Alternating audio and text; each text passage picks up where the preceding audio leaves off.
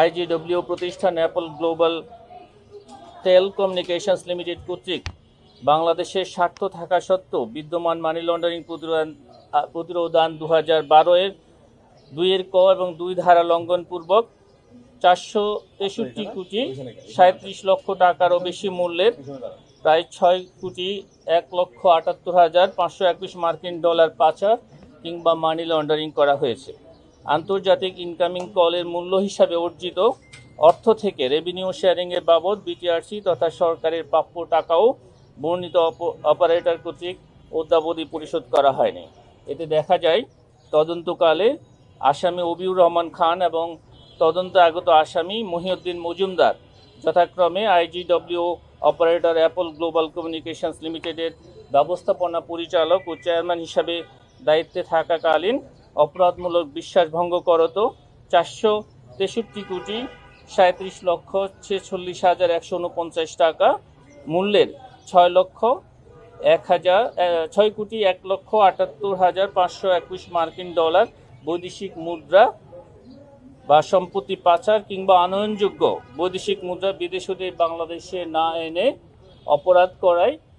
দণ্ডবিধির সংশ্লিষ্ট ধারায় এবং মানি লন্ডারিং প্রতিরোধ আইন 2012 সংশ্লিষ্ট ধারায়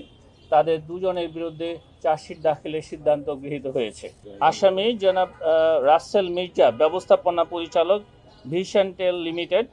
এবং জনাব এম বদিউজ্জামান চেয়ারম্যান ভিশন টেল লিমিটেড দায়িত্ব পালনকালে আইজিডব্লিউ অপারেটরের ব্যবস্থাপনা পরিচালক এবং চেয়ারম্যান হিসেবে দায়িত্বে থাকা অবস্থায় অপরাধমূলক বিশ্বাসভঙ্গ করত 404 কোটি 90 লক্ষ 96,293 টাকা মূল্যের 5 কোটি 19 লক্ষ 67,464 মার্কিন ডলার বৈদেশিক মুদ্রা বা অর্থ বা সম্পত্তি পাচার করে কিংবা আনয়নযোগ্য বৈদেশিক মুদ্রা বিদেশ হতে বাংলাদেশে না এনে দণ্ডবিধির 409 ধারা এবং মানি লন্ডারিং প্রতিরোধ আইন 2012 সংশ্লিষ্ট ধারায় শাস্তিযোগ্য অপরাধ তদন্তকালে প্রমাণিত হয় তাদের দুজনের বিরুদ্ধে চার্জশিট দাখিলের সিদ্ধান্ত গৃহীত হয়েছে।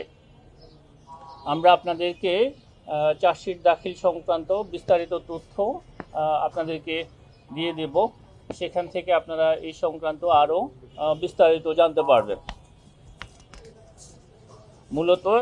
এখানে এই দুটি প্রতিষ্ঠান অ্যাপল নেটওয়ার্ক লিমিটেড এবং ভিশন টেল লিমিটেড যেই বৈদেশিক কলগুলো বাংলাদেশে আসে সেই বৈদেশিক কল বাবদ যেই রাজস্ব বাংলাদেশে আনয়ন করার কথা বিদেশ থেকে, এই কলের বিপরীতে যে অর্থ আমাদের পাওয়ার কথা সে অর্থ দেশে না এনে, এবং এটা কিন্তু মানি লন্ডারিং প্রতিরোধ আইন 2012 অনুযায়ী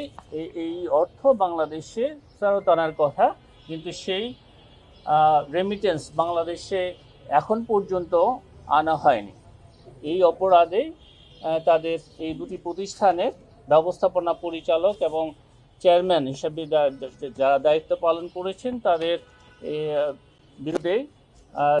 তদন্তকালে অপরাধ প্রমাণিত হয়েছে। সেজন্যই এই দুটি প্রতিষ্ঠানের ব্যবস্থাপনা পরিচালক এবং চেয়ারম্যানদের বিরুদ্ধে চার্জশিট দাখিলের সিদ্ধান্ত গৃহীত হয়েছে।